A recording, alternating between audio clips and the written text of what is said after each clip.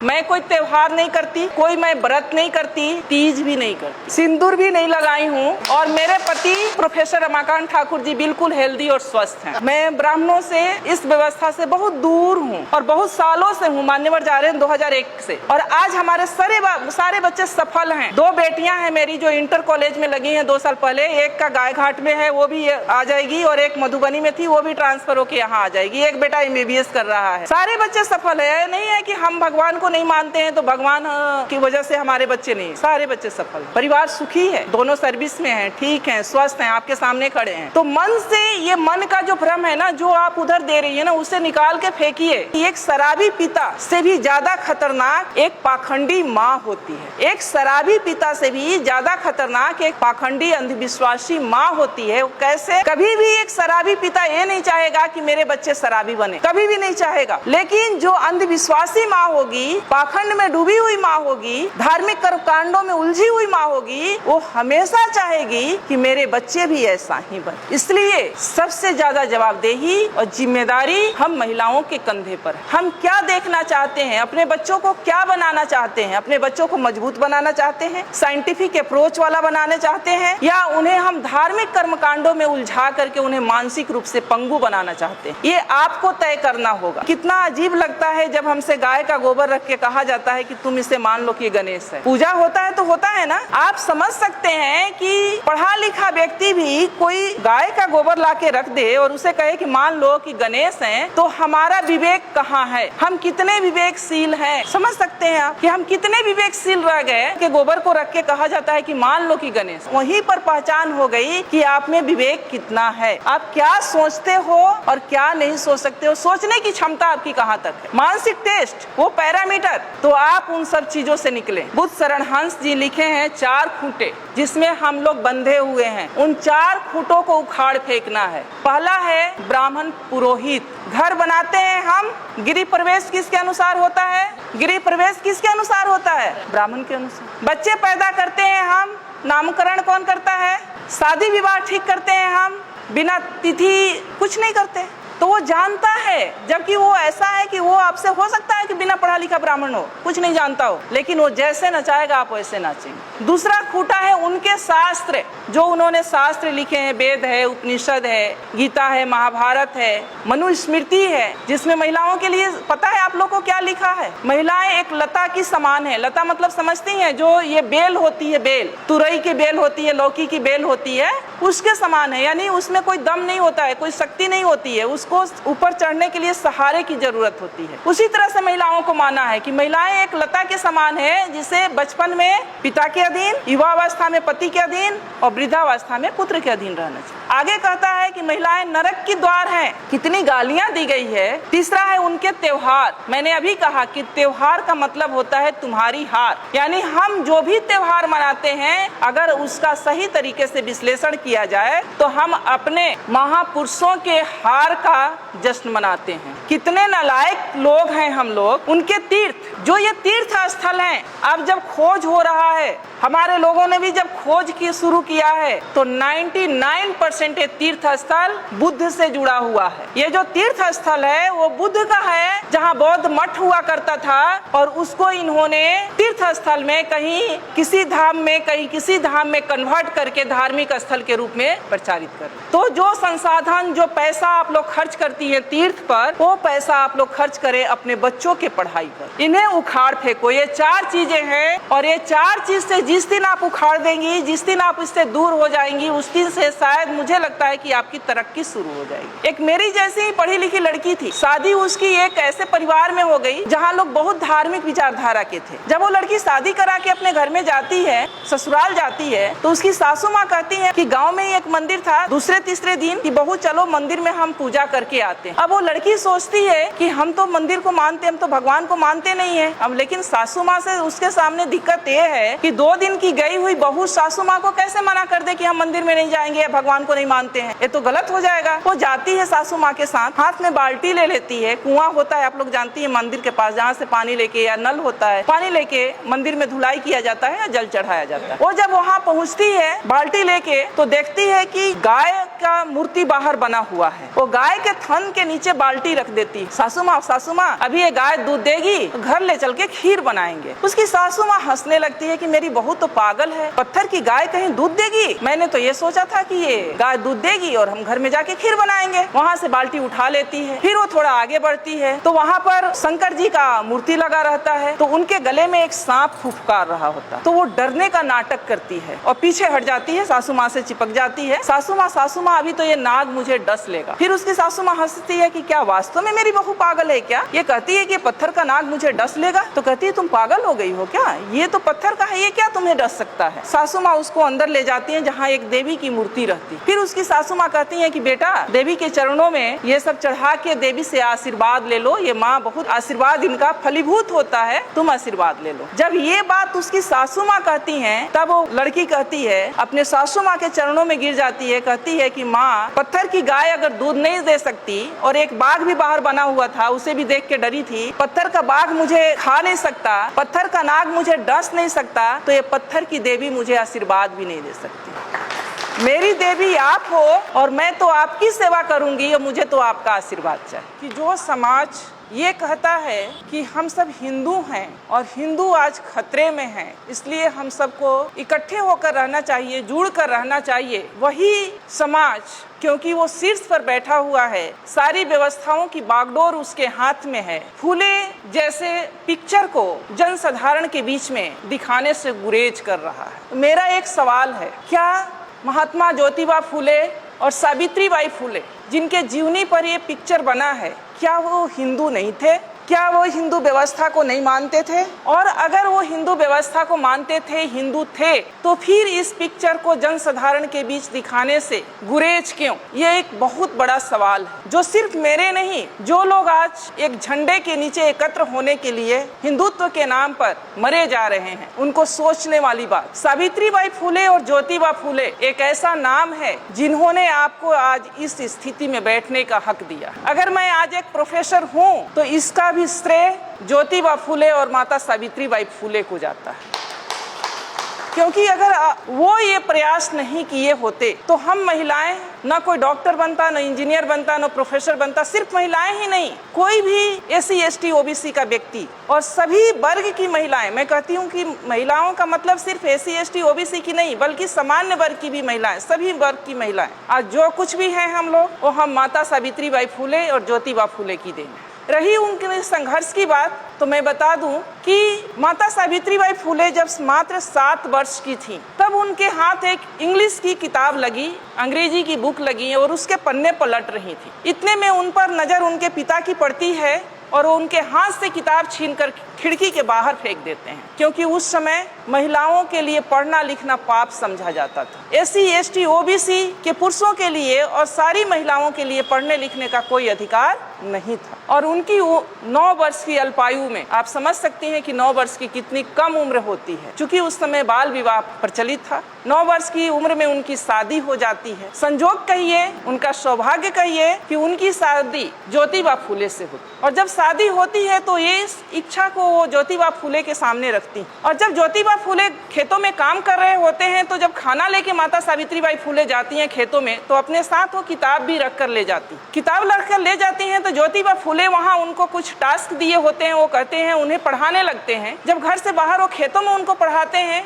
कुछ दिन के बाद इसकी चर्चा उनके पिता तक पहुंचती है कि ज्योतिबा फूले अपनी बहू को यानी अपनी पत्नी को पढ़ना लिखना सिखा रहा। क्योंकि उस समय महिलाओं के लिए पढ़ना लिखना किसी पाप से कम नहीं था, पढ़ने लिखने का कोई अधिकार नहीं था महिलाओं को। तो उनके पिताजी इस पे नाराजगी व्यक्त करते हैं कि अच्छी बात नहीं है, आप सावित्री को पढ़ाओ लिखाओ नहीं बेटा, घर का काम काज करने दो बहू को, ये अच्छी बात नहीं है, क्योंकि जब तुम ऐसा करोगे तो अपने जाति बिरादरी के लोग या समाज के लोग इसका विरोध करेंगे। लेकिन ज्योतिबा फूले नहीं मानते। वो शुरू से इस व्यवस्था को चूंकि बहुत करीब से वो देखे थे। वो भी घटना आप लोग को पता होगा कि जब वो अपने एक दोस्त के सवर्ण दोस्त के शादी में जाते हैं पगड़ी बांध करके, और वहां पर जब वो व्यक्ति एक उस वर्ग का व्यक्ति, उस जाति का व्यक्ति ये कहता है कि ये OBC का व्यक्ति हमारी जाति की शादी में क्या कर रहा है, उन्हें अपमानित किया जाता है, तब उनको समझ में आता है कि शिक्षा कितनी जरूरी है और शिक्षा के बाद भी बहुत कुछ नहीं बदलने वाला। फिर वो प्रण करते हैं कि नहीं, चाहे जो हो जाए लेकिन मैं सावित्री को पढ़ाऊंगा जरूर। बातें यही नहीं रुकती है।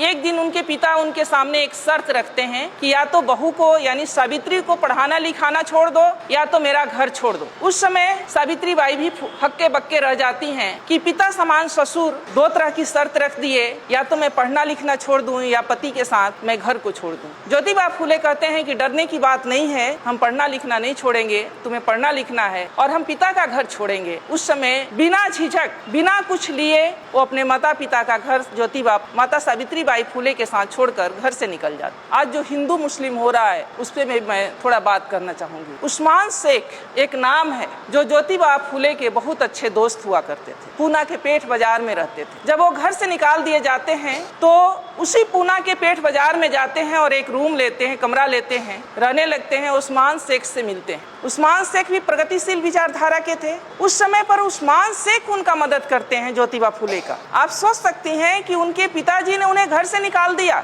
बहू के साथ, ये भी नहीं सोचा कि बेटा जाएगा तो रहेगा कहाँ, इसके पास कोई रोजगार है न कोई नौकरी है, लेकिन उस दोस्त ने उन्हें पनाह दी। उनके रोजमर्रे की जितने सामान थे वो खरीद के उन्होंने दिया।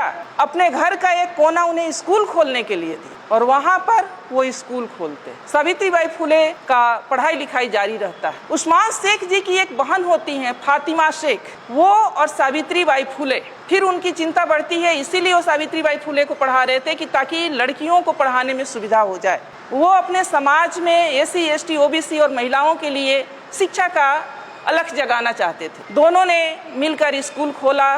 जब सावित्रीबाई फूले स्कूल जाया करती थी पढ़ाने के लिए, ऐसा नहीं था कि वो स्कूल किसी जाति विशेष के लिए था या किसी वर्ग विशेष के लिए था। वहाँ महिलाओं के लिए था, बच्चियों के लिए था और किसी भी कास्ट की किसी भी जाति की बच्चियां जा सकती थी पढ़ने के लिए। उन पे गोबर और कीचड़ फेंके गए, उन्हें गालियां दी गई, उन्हें पत्थरों से मारा गया, उनका अपमान किया गया, लेकिन वो झुकी नहीं, न वो रुकी, अनवरत उस काम में लगी रही। फिर जब इस बात से उन्हें परेशानी हुई तो माता सावित्रीबाई फूले और ज्योतिबा फूले ने कि कीचड़ भरे कपड़ों में कैसे बच्चों को पढ़ाया जाए, तब उन्होंने एक बीच का रास्ता निकाला कि ये काम तो हमें नहीं छोड़ना है जो हमने स्कूल खोला है बच्चियों को पढ़ाने का है। तो एक कपड़ा, एक साड़ी वो अपने साथ थैले में करके ले जाती थी और एक साड़ी पहन कर जाती थी। जिस साड़ी पर गोबर और कीचड़ फेंके जाते थे उस साड़ी को खोल करके रख देती थी और दूसरा साड़ी पहनकर बच्चियों को पढ़ाती थी। और फिर जब आना होता था तो वो साड़ी खोल के रखती थी और गोबर और कीचड़ वाली साड़ी पहनकर घर।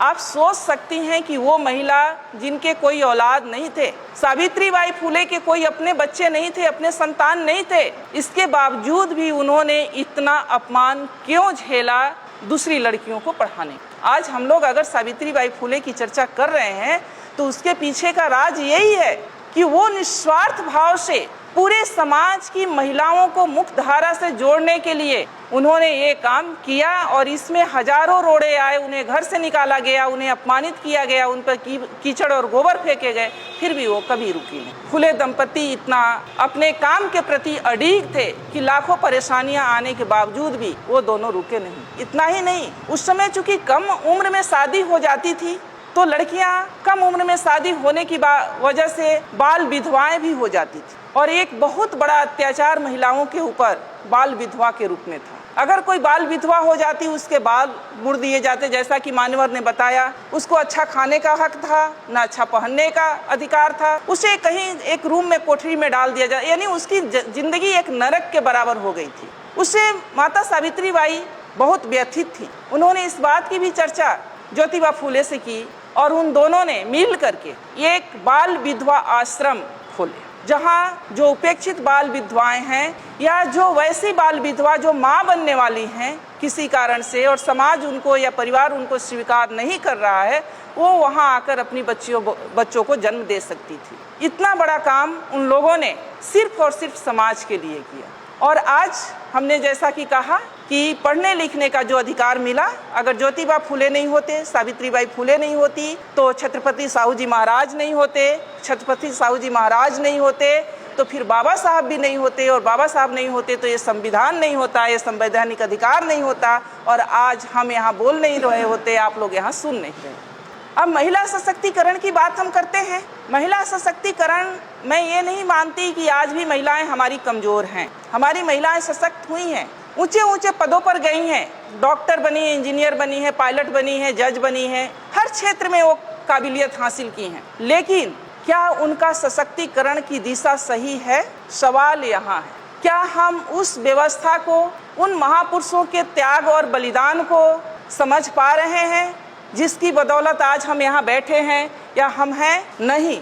हमें निराशा और हताशा होती है कि जिस व्यवस्था ने हम महिलाओं को ह्यूमन बीइंग नहीं समझा, मानव नहीं समझा, जिसने हमें नरक का द्वार कहा, जिसने हमें पतित कहा, जिसने हमें ये कहा कि महिलाओं के घुटने में दिमाग होते हैं, जिसने हमें न जाने कितनी गालियों से अपमानित किया, आज भी हम पढ़ी लिखी महिलाएं भी उसी व्यवस्था को पुष्ट करने में लगे हुए हैं। अपना साधन संसाधन सब वहाँ खर्च करने में लगे हैं। और जिन महापुरुषों ने हमें ये हक दिया मान सम्मान के साथ जीने के लिए, न तो उन्हें हम जानते हैं, न जानने की कोशिश करते हैं, न हम उन्हें पढ़ते हैं, और अगर जानते भी हैं तो उसे मानते नहीं। दिक्कत सबसे बड़ी यहाँ, आज जिस व्यवस्था के तहत हम लोग जी रहे हैं, मान्यवर ने कहा कि दो सिद्धांतों, दो विचारधाराओं की लड़ाई है जो 300 वर्षों से चली आ रही है। बहुत सारे, कबीर जी बिल्कुल पढ़े लिखे नहीं थे, लेकिन उनके इतनी सटीक विश्लेषण है। पाहन पूजे से हरि मिले तो मैं पूजू पहाड़, ताते ये चक्की भली पीस खाए संसार। बिना पढ़ा लिखा व्यक्ति इतनी बड़ी बात कह गया, और हम लोग MA PhD डिलीट किए हुए व्यक्ति उसी पत्थर के चक्कर में अपने सारे पढ़ाई लिखाई को मिट्टी में मिला रहे। आज जो व्यवस्था चल रही है, और ये महिलाओं के बाद जो मान्यवर ने कहा, चाहे जो सब्जेक्ट में रखा गया कि महिलाओं को जागृत करना बहुत जरूरी है। अगर हम महिलाओं के महत्व की बात करें तो महामानव बुद्ध ने भी ये कहा है कि जो 8 रत्न होते हैं उनमें से महिलाएं सबसे महत्वपूर्ण है, सबसे श्रेष्ठ रत्न है। क्योंकि जो चक्रवर्ती सम्राट भी पैदा होता है तो एक माँ के गर्भ से ही पैदा होता है, और उसका पालन पोषण भी माँ ही करती है। इसलिए महिलाएं, जिस समाज की, जिस परिवार की महिलाएं जितनी सशक्त होंगी, जितनी बुद्धिमान होंगी, वो समाज और परिवार उतना ही सशक्त और बुद्धिमान होगा, प्रगतिशील होगा। आज क्या हो रहा है? मान्यवर ने बहुत सही बात कहा कि श्रीमान श्री तो चलाते हैं ऐसे कार्यक्रमों में, और हमारी मतियां रह जाती हैं घरों में। मैं नहीं कहती कि ये सारे दोष महिलाओं का है, ये सारा दोष महिलाओं का सिर्फ नहीं है, महिलाओं से भी ज़्यादा दोष पुरुषों का है, हमारे समाज के पुरुषों का है, जिनको ये भय है कि अगर हम अपनी महिलाओं को भी, हमारी महिलाएं भी अगर जागृत हो गई तो शायद हमारा पुरुषत्व पर ठेस पहुंचेगा। क्योंकि ये हमारा भारतीय समाज मातृ समाज था, मातृ परिवार का समाज था। सिंधु घाटी की सभ्यता को उठाकर पढ़ लीजिए, मोहनजोदड़ो की सभ्यता को उठा करके पढ़िए, मातृ सत्तात्मक परिवार हुआ करता था। माँ के नाम से परिवार का नाम होता था, वंश का नाम चलता था। लेकिन उस सभ्यता को, हमारे मूल सभ्यता को, हमारे मूल संस्कृति को मिटा करके ये जो संस्कृति और सभ्यता हम पर थोपी गई है, जिसके हम सब शिकार हैं, और आज हम उसी में आनंदित हो रहे हैं, ये गलत है। पढ़े लिखे होने के नाते हम लोगों को ये जानना बहुत जरूरी है कि हमारा दोस्त कौन है, हमारा दुश्मन कौन है, कौन सी मूल संस्कृति हमारी संस्कृति है और कौन सी मूल संस्कृति हमारी संस्कृति नहीं है। ब्राह्मणवादी व्यवस्था जो है, जिस व्यवस्था में आज हम लोग जी रहे हैं, वो व्यवस्था हमें गुलाम बनाने की व्यवस्था है, वो हमारी व्यवस्था नहीं है। अगर वो हमारी व्यवस्था रहती तो उस व्यवस्था में इतना ऊंच नीच नहीं रहता कि एक को पवित्र और दूसरे को अपवित्र समझा जाता। उसमें 6743 जातियां नहीं बनाई जाती, उसमें महिलाओं का इतना अपमान नहीं किया जाता जिसमें ये कहा जाता कि महिलाओं का अपना स्वतंत्र कोई अस्तित्व ही नहीं है। बचपन में वो पिता के अधीन, युवावस्था में पति के अधीन और वृद्धावस्था में पुत्र के अधीन रहने की अधिकारी है, यानी महिलाओं का अपना कोई अस्तित्व नहीं है।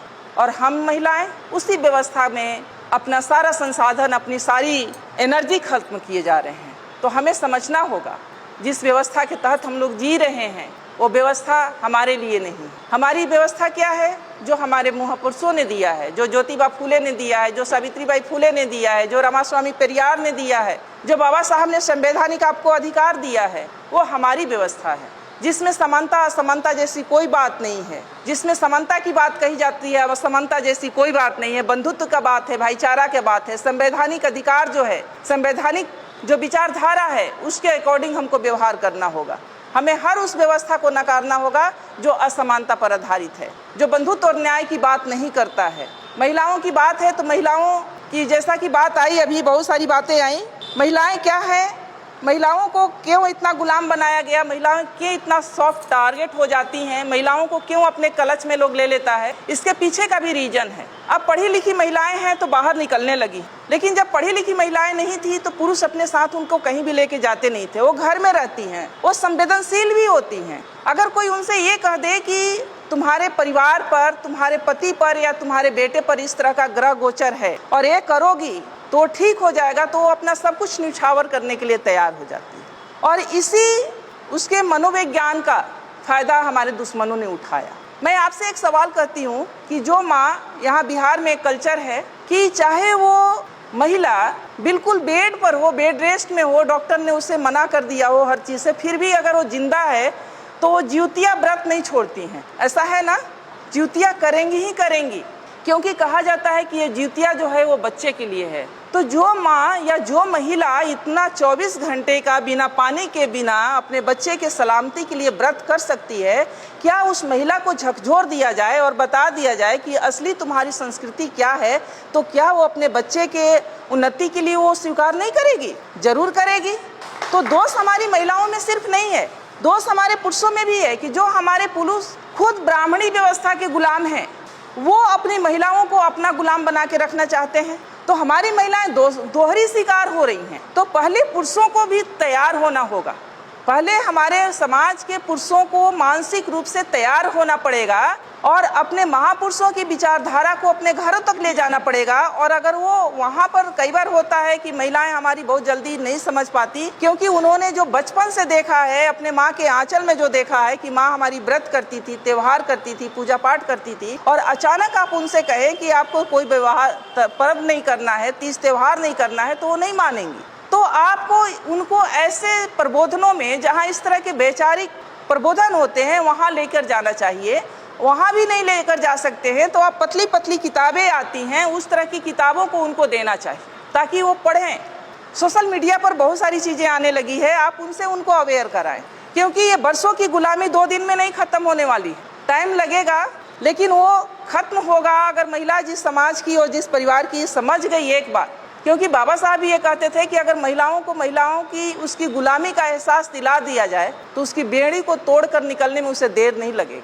तो हमारे यहाँ जितने भी बहनें बैठी हैं, माताएं बैठी हैं, उनसे भी मेरा अनुरोध है, और जितने भी हमारे पुरुष भाई बैठे हैं उनसे भी अनुरोध है कि ये हम सभी को सहयोग से इस तरह के कार्यक्रमों को सफल बनाने के लिए, सहयोग से सभी को ये परिवर्तन के लिए। घरों में कई बार क्या होता है कि जब महिलाएं थोड़ी प्रगतिशील होती है और पुरुष प्रगतिशील नहीं होते हैं तो वहीं लड़ाई शुरू हो जाती है। पुरुष ये कहना शुरू कर देते हैं कि ये थोड़ी पढ़ लिख के क्या गई, ये बातों को नहीं मानती या मेरी बातों को नहीं मानती। और कई बार अब ये भी देखा जाता है, उसका दूसरा भी पक्ष है कि महिलाएं जब पढ़ लिख जा रही हैं, लड़कियां जब पढ़ लिख जा रही हैं, तो वो भी पुरुषों को तरजीह नहीं दे रही हैं। तो मैं यहाँ पर ये भी कहना चाहूँगी कि पुरुष और महिला दोनों, एक साइकिल का जो 2 चक्के होते हैं, 2 पहिए देखा आप लोगों ने साइकिल, अगर एक पहिए को पंचर कर दिया जाए और दूसरे का टायर ट्यूब सही रहे तो क्या जहाँ पर जाना है वहाँ तक हम उस साइकिल से पहुँच सकते हैं? नहीं पहुँच सकते ना। तो इसीलिए पति पत्नी का सामंजस्य होना, वैचारिक सामंजस्य होना बहुत जरूरी है, एक दूसरे को सपोर्ट करना बहुत जरूरी है।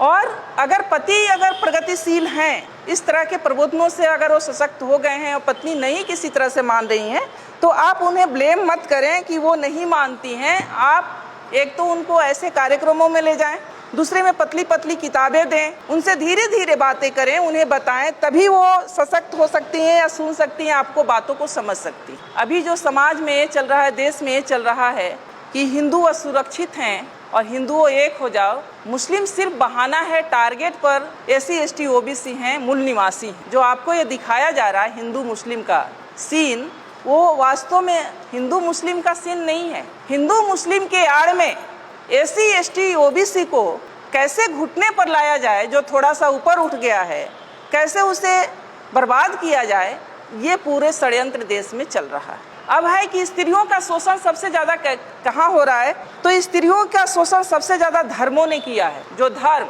जिसको हम लोग धर्म कहते हैं, वास्तव में वो धर्म नहीं धंधा है। जो धर्म कहते हैं कि हम धार्मिक काम कर रहे हैं, वो धर्म नहीं धंधा है। और पढ़े लिखे भी यहाँ अंधा है, क्योंकि धर्म का अर्थ होता है धारण करना। मैं समाजशास्त्र की छात्रा रही हूँ, उसमें पढ़ाया जाता है कि धर्म का अर्थ होता है धारण करना। धर्म का अर्थ कहीं भी पूजा पाठ से नहीं है। धर्म का मतलब होता है हमारे नैतिक चरित्र से, कि हम कितने नैतिक हैं।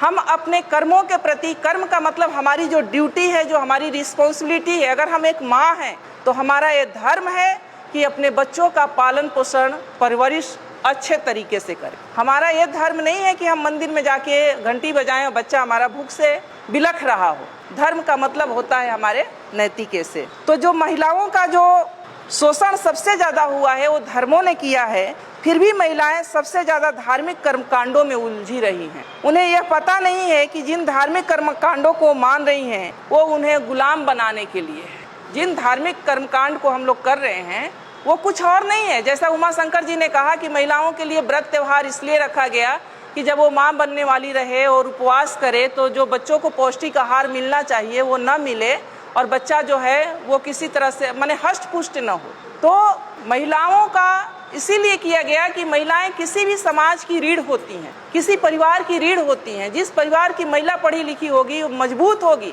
फिजिकली या मेंटली मजबूत होगी जिस परिवार के, उस परिवार के बच्चे भी मेंटली और फिजिकली मजबूत होंगे। जो महिलाएं देखती होंगी आप कि जो माँ बीमार सी है उसके बच्चे भी बहुत हष्ट पुष्ट नहीं होते। तो ये साइंटिफिक भी है। और हमारी महिलाएं ऐसी नहीं थी, जो आज की महिलाएं हमारी ऐसी नहीं थी। हमारी महिलाएं जो थी उनके नाम से परिवार का नाम चलता था और उन्हें बड़े साजिश के तहत उन्हें गुलाम बनाया गया। पहले तो उन्हें ये सब जेवर पहना करके गुलाम बनाया गया, और जब इससे भी लगा कि वो नहीं गुलाम रहेंगी तो फिर उन्हें मानसिक कर्मकांडों में उलझा करके गुलाम बनाया गया। तो मैं तो इतना रिक्वेस्ट करूंगी कि ये जो कर्मकांड हैं, ये जो धर्म हैं, व्रत हैं, त्योहार हैं, ये आपके गुलामी के प्रतीक हैं। जो त्योहार हैं वो आपके, त्योहार के मतलब होता है तुम्हारी हार। यानी ये सब हम लोग जो त्योहार मनाते हैं, वास्तव में हिंदू पर्व त्योहार, वो हम अपने ही पूर्वजों की हार का जश्न मनाते हैं। हम लोग अपने ही पूर्वजों के हार का जश्न मनाते हैं। और कहा गया है कि एक शराबी पिता से भी ज़्यादा खतरनाक एक पाखंडी माँ होती है। एक शराबी पिता से भी ज़्यादा खतरनाक एक पाखंडी अंधविश्वासी माँ होती है। कैसे? कभी भी एक शराबी पिता ये नहीं चाहेगा कि मेरे बच्चे शराबी बने, कभी भी नहीं चाहेगा। लेकिन जो अंधविश्वासी माँ होगी, पाखंड में डूबी हुई माँ होगी, धार्मिक कर्मकांडों में उलझी हुई माँ होगी, वो हमेशा चाहेगी कि मेरे बच्चे भी ऐसा ही बने। इसलिए सबसे ज़्यादा जवाबदेही और जिम्मेदारी हम महिलाओं के कंधे पर है। हम क्या देखना चाहते हैं, अपने बच्चों को क्या बनाना चाहते हैं? अपने बच्चों को मजबूत बनाना चाहते हैं, साइंटिफिक अप्रोच वाला बनाना चाहते हैं, या उन्हें हम धार्मिक कर्मकांडों में उलझा करके उन्हें मानसिक रूप से पंगु बनाना चाहते हैं? ये आपको तय करना होगा। अगर कोई भी माँ, मैं उदाहरण, कोई भी माँ अगर चाह ले कि मुझे अपने बच्चे को ऐसा बनाना है, तो मैं चाहती हूँ कि दुनिया की कोई भी ताकत उसे रोक नहीं सकती। अगर जो माँ अगर ठान ले कि मुझे अपने बच्चे को कैसा बनाना है, अगर चाह ले कि मुझे अपने बच्चे को एक सफल, सशक्त, मजबूत बनाना है, मानसिकता वाला, तो कोई भी दुनिया की ताकत उसको डिगा नहीं सकती। लेकिन कैसे वो बच्चा बनेगा? जब माँ ही उलझी रहेगी, माँ को देखेगा कि माँ हमारी मंदिर में घंटी बजा रही है, तो बच्चा अपने पर कैसे विश्वास, बच्चे को भी यही विश्वास होगा कि जब तक ये भगवान जी नहीं चाहेंगे हम कुछ नहीं बनेंगे। मैं ये नहीं कहती हूँ कि आप लोग एकदम पूजा पाठ को छोड़ दीजिए, लेकिन मैं एक छोटी सी कहानी आप लोग के सामने कहूँगी। एक मेरी जैसी ही पढ़ी लिखी लड़की थी, शादी उसकी एक ऐसे परिवार में हो गई जहाँ लोग बहुत धार्मिक विचारधारा के थे। जब वो लड़की शादी करा के अपने घर में जाती है, ससुराल जाती है, तो उसकी सासू माँ कहती हैं, वैसे भी अमूमन होता है कि गांव में ही एक मंदिर था, दूसरे तीसरे दिन कि बहू चलो मंदिर में हम पूजा करके आते हैं। अब वो लड़की सोचती है कि हम तो मंदिर को मानते, हम तो भगवान को मानते नहीं है। अब लेकिन सासू माँ से उसके सामने दिक्कत ये है कि 2 दिन की गई हुई बहू सासू माँ को कैसे मना कर दे कि हम मंदिर में नहीं जाएंगे या भगवान को नहीं मानते हैं, ये तो गलत हो जाएगा। वो जाती है सासू माँ के साथ, हाथ में बाल्टी ले लेती है, कुआं होता है आप लोग जानती हैं मंदिर के पास, जहाँ से पानी लेके, या नल होता है, पानी लेके मंदिर में धुलाई किया जाता है या जल चढ़ाया जाता है।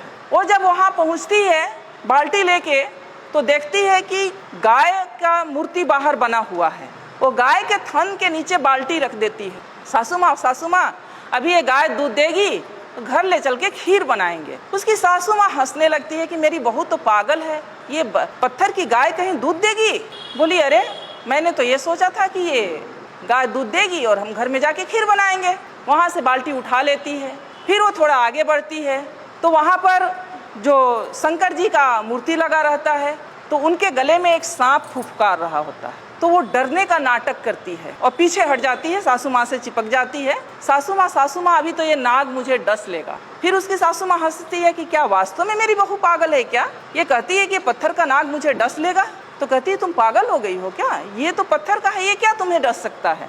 तो बोली अच्छा नहीं डसेगा? तो नहीं। तो लड़की समझती है दिमाग से कि अब मैं सही रास्ते पर हूँ, अब सासू माँ को समझाना थोड़ा आसान हो जाएगा। फिर उसके बाद सासू माँ उसको अंदर ले जाती हैं जहाँ एक देवी की मूर्ति रहती। फिर उसकी सासू माँ कहती हैं कि बेटा देवी के चरणों में ये सब चढ़ा के देवी से आशीर्वाद ले लो, ये माँ बहुत जो है आशीर्वाद इनका फलीभूत होता है, तुम आशीर्वाद ले लो।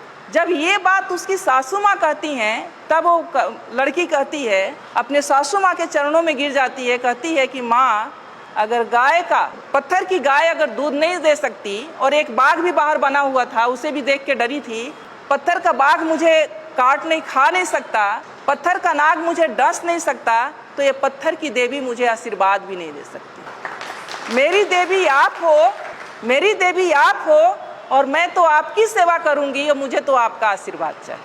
आज समाज में क्या हो रहा है, मैं महिलाओं को थोड़ा आईना दिखाना चाहूंगी। आज समाज में क्या हो रहा है, हम बहुत धार्मिक बन रहे हैं, हम खूब पर्व त्योहार कर रहे हैं, तीज त्योहार कर रहे हैं, मंदिरों में जा रहे हैं, तीर्थ स्थानों पर जा रहे हैं और घर में हमारे बुजुर्ग को हम पूछ भी नहीं रहे हैं कि आप खाना खाएंगे या नहीं, वो हमें बोझ लग रहे हैं। हमारे वृद्ध हैं, हमारे बुजुर्ग वृद्धाश्रम में जा रहे हैं, तो ये कैसा धर्म है? धर्म ही करना है तो मानवता का धर्म करें, आप अपने बुजुर्गों का सम्मान दें।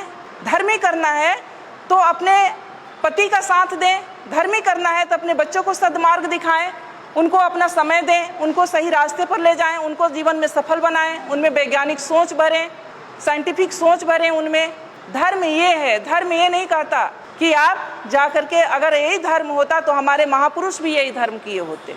बाबा साहब लास्ट में जा करके उन्होंने कहा कि ये धर्म रहने के लायक नहीं है और उन्होंने लास्ट में जाके बौद्ध धर्म को स्वीकार किया। वो कहते हैं कि जो धर्म एक कुत्ता बिल्ली को गोद में पालता हो, घर में जाने का अधिकार देता हो और एक व्यक्ति को अछूत मान के उसे छूने पर भी छूना भी नहीं चाहता हो, वो धर्म नहीं हो सकता। तो हम लोग को साइंटिफिक विचार अपने में लाना होगा, तभी हम अपने महापुरुषों की बात कर सकेंगे, उनकी विचारधारा को अपना सकेंगे और उनके विचारों पर चल सकेंगे। एक बार मेरी बहस हो गई थी सोशल मीडिया पर कि मुझसे पूछा गया, कुछ बातें थी, मैंने उस पर कटाक्ष की कि कितना अजीब लगता है जब हमसे गाय का गोबर रख के कहा जाता है कि तुम इसे मान लो कि गणेश है। होता है ना, पूजा होता है तो होता है ना। आप समझ सकते हैं कि पढ़ा लिखा व्यक्ति भी कोई गाय का गोबर ला के रख दे और उसे कहे कि मान लो कि गणेश हैं, तो हमारा विवेक कहाँ है? हम कितने विवेकशील हैं? समझ सकते हैं आप कि हम कितने विवेकशील रह गए कि गाय को भी रख करके, गोबर को रख के कहा जाता है कि मान लो कि गणेश है। यानी आप वहीं पर पहचान हो गई कि आप में विवेक कितना है, आप क्या सोचते हो और क्या नहीं सोच सकते हो, सोचने की क्षमता आपकी कहाँ तक है। मानसिक टेस्ट, वो पैरामीटर, तो आप उन सब चीज़ों से निकलें। मेरा बस एक ही रिक्वेस्ट है कि उन 3-4 चीज़ करें। 4 खूंटे की बात कही गई है, IAS एक शायद मेरे पास है वो किताब, 4 खूंटे, बुद्ध शरण हंस IAS हैं। ये पतली सी किताब है, IAS हैं, ये कोई साधारण व्यक्ति नहीं है, समझ सकते हैं आप लोग। बुद्ध शरण हंस जी लिखे हैं 4 खूंटे, जिसमें हम लोग बंधे हुए हैं। उन 4 खूंटों को उखाड़ फेंकना है। अगर वास्तव में अपने महापुरुषों के प्रति थोड़ी सी भी हम लोगों की अंदर श्रद्धा है तो करना पड़ेगा, तभी हम, क्योंकि जब तक हमारे इस मन मस्तिष्क में कुछ लिखा हुआ है, जब ब्लैक बोर्ड देख रहे हैं, जब तक ब्लैक बोर्ड पर लिखा हुआ है, दूसरी चीज़ तब तक नहीं लिखी जा सकती जब तक कि उसको साफ न किया जाए। बिना साफ किए दूसरी चीज़ नहीं लिखी जा सकती। तो ये जो 4 खूंटे हैं उससे आपको उखाड़ना होगा। पहला है ब्राह्मण पुरोहित। घर बनाते हैं हम, गृह प्रवेश किसके अनुसार होता है? गृह प्रवेश किसके अनुसार होता है? ब्राह्मण के अनुसार। बच्चे पैदा करते हैं हम, नामकरण कौन करता है? शादी विवाह ठीक करते हैं हम, बिना तिथि कुछ नहीं करते। तो वो जानता है, जबकि वो ऐसा है कि वो आपसे हो सकता है कि बिना पढ़ा लिखा ब्राह्मण हो, कुछ नहीं जानता हो, लेकिन वो जैसे नचाएगा आप वैसे नाचेंगे। तो सबसे पहले तो इसको छोड़िए, पहला खूंटा। दूसरा खूंटा है उनके शास्त्र, जो उन्होंने शास्त्र लिखे हैं, वेद है, उपनिषद है, गीता है, महाभारत है, मनुस्मृति है। मैं तो कहती हूँ कि उनके वेदों को भी आपको पढ़ना चाहिए। शायद आप उनके वेदों को पढ़ लें, मनुस्मृति को पढ़ लें, तो शायद कल्याण हो जाए। जिसमें महिलाओं के लिए पता है आप लोग को क्या लिखा है? महिलाएं एक लता की समान है। लता मतलब समझती हैं, जो ये बेल होती है, बेल, तुरई की बेल होती है, लौकी की बेल होती है, उसके समान है। यानी उसमें कोई दम नहीं होता है, कोई शक्ति नहीं होती है, उसको ऊपर चढ़ने के लिए सहारे की जरूरत होती है। उसी तरह से महिलाओं को माना है कि महिलाएं एक लता के समान है, जिसे बचपन में पिता के अधीन, युवावस्था में पति के अधीन और वृद्धावस्था में पुत्र के अधीन रहना चाहिए। आगे कहता है कि महिलाएं नरक की द्वार हैं। कितनी गालियां दी गई है। तीसरा है उनके त्योहार। मैंने अभी कहा कि त्योहार का मतलब होता है तुम्हारी हार। यानी हम जो भी त्योहार मनाते हैं, अगर उसका सही तरीके से विश्लेषण किया जाए तो हम अपने महापुरुषों के हार का जश्न मनाते हैं। कितने नालायक लोग हैं हम लोग, कितने नालायक लोग हैं हम लोग, जो हम अपने ही पूर्वजों के अपमान, जो उनका अपमान हुआ। देखिए मनुस्मृति, देखिए आ गया ब्राह्मणों का संविधान, जिससे आजकल चल रहे हैं हम सब, अभी भी चल रहे हैं। संविधान लागू होने के 75 साल बाद भी हमारा व्यवहार विचार सब इससे चल रहा है, संविधान से नहीं चल रहा है। क्योंकि अगर संविधान से चल रहा होता तो समता, समानता, बंधुत्व और न्याय की बात हो रही होती। तो दूसरा है कि उनके शास्त्र का से अपना नाता तोड़ लीजिए। उनके त्योहार, उनके तीर्थ, जो ये तीर्थ स्थल हैं, अब जब खोज हो रहा है, हमारे लोगों ने भी जब खोज की शुरू किया है, तो 99% ये तीर्थ स्थल बुद्ध से जुड़ा हुआ है। ये जो तीर्थ स्थल है वो बुद्ध का है, जहाँ बौद्ध मठ हुआ करता था, और उसको इन्होंने तीर्थ स्थल में कहीं किसी धाम में, कहीं किसी धाम में कन्वर्ट करके धार्मिक स्थल के रूप में प्रचारित कर दिया। तो जो संसाधन, जो पैसा आप लोग खर्च करती हैं तीर्थ पर, वो पैसा आप लोग खर्च करें अपने बच्चों के पढ़ाई पर। मेरा कहना है कि बच्चों के पढ़ाई पर इन्हें उखाड़ फेंको। ये 4 चीजें हैं, और ये 4 चीज से जिस दिन आप उखाड़ देंगी, जिस दिन आप इससे दूर हो जाएंगी, उस दिन से शायद मुझे लगता है कि आपकी तरक्की शुरू हो जाएगी।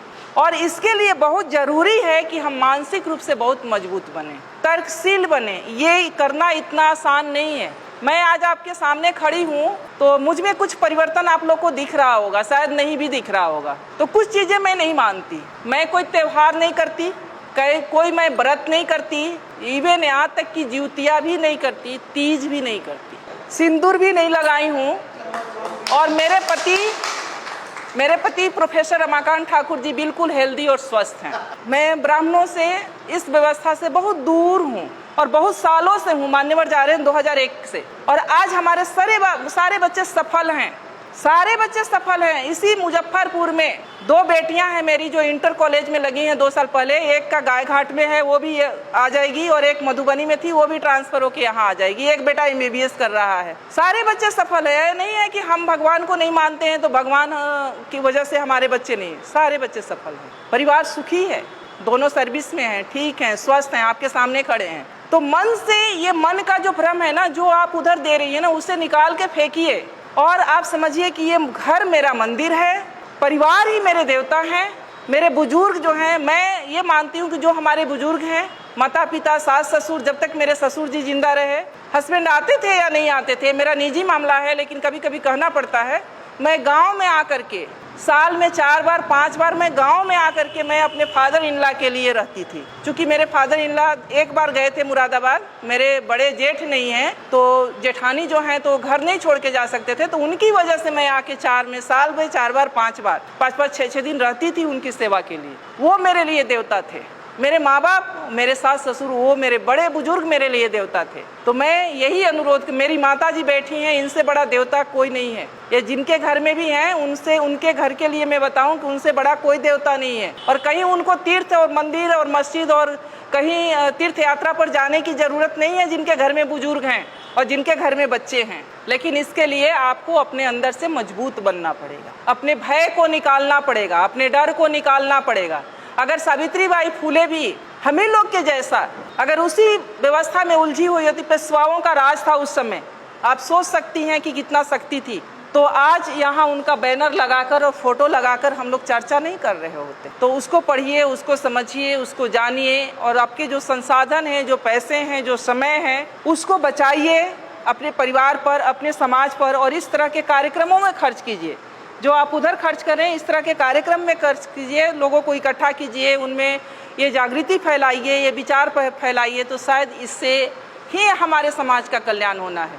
नहीं तो अगर हम उधर हैं तो उधर एक पशु से ज़्यादा हमारा महत्व नहीं है। उधर अगर हैं, हम जिस व्यवस्था में हम लोग जी रहे हैं, अगर उसी व्यवस्था में हैं तो किस स्थिति में हैं और क्या आपका महत्व है, आप लोग भी हमसे अच्छा जानते हैं।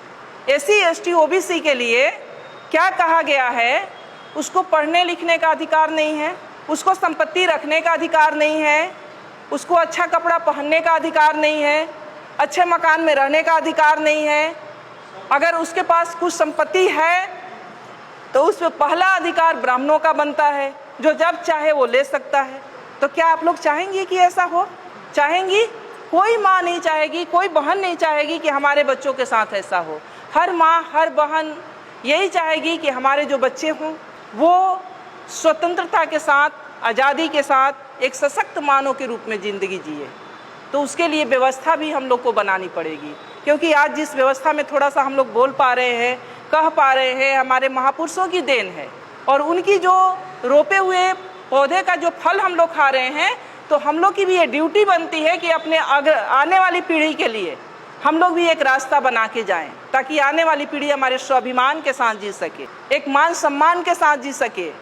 मेरा जो जीवन का अनुभव है, मैं आपको बता सकती हूँ कि मैंने ऐसा नहीं है कि मैं शुरू में नहीं करती थी, मैंने 1-2 साल किया था। फिर मैं जहाँ पर रहती हूँ, मैंने देखा कि जब मेरे घर से फ़ोन जाता था कि ज्योतिया है या तीज है, चूँकि मैं सर्विस में हूँ तो मुझे भी उतना आभास नहीं होता था, छुट्टी नहीं होती वहाँ उतनी। तो मैंने कहा कि वहाँ के लोग नहीं करते, कोई नहीं जानता ये ज्योतिया क्या होता है, ये तीज क्या होता है, वो दूसरे महीने में। तो मैंने अपने दिमाग में ये सोचा कि ऐसा कैसे हो सकता है कि बिहार की माँ के लिए बच्चे अपने इतने प्रिय हैं और यहाँ की माँओं के लिए बच्चे नहीं प्रिय हैं। ये तो पूरे इंडिया में एक दिन होना चाहिए, ये तो बड़ा घालमेल है। फिर मैंने 1-2 साल मेरे तर्क चला, फिर मैंने छोड़ दिया। हमने कहा ये सब कुछ नहीं है, मन का भ्रम है और मन के भ्रम के अंतर्गत ये सब कुछ हम लोग कर रहे हैं। तो ये सब एक तरह से हमारे मन का भ्रम ही है और उस भ्रम में हम लोग पड़े हुए हैं। और जब तक हम लोग उस भ्रम से निकलेंगे नहीं, तब तक हम अपना सांस्कृतिक जो हमारी अपना कल्चर है उसको अपना नहीं पाएंगे। तो इसलिए मेरा एक अनुरोध यही है कि आप लोग अपने महापुरुषों को पढ़ें, उन्हें सुने, उन्हें समझें, उन्हें जानें और उनके बताए हुए मार्ग पर चलने का प्रयास करें, ताकि हमारी आने वाली जो पीढ़ी है उससे भी एक अच्छा माहौल, एक अच्छा समाज और अपने महापुरुषों से जो मिली हुई आज़ादी है उसका उपभोग करने का अवसर मिले।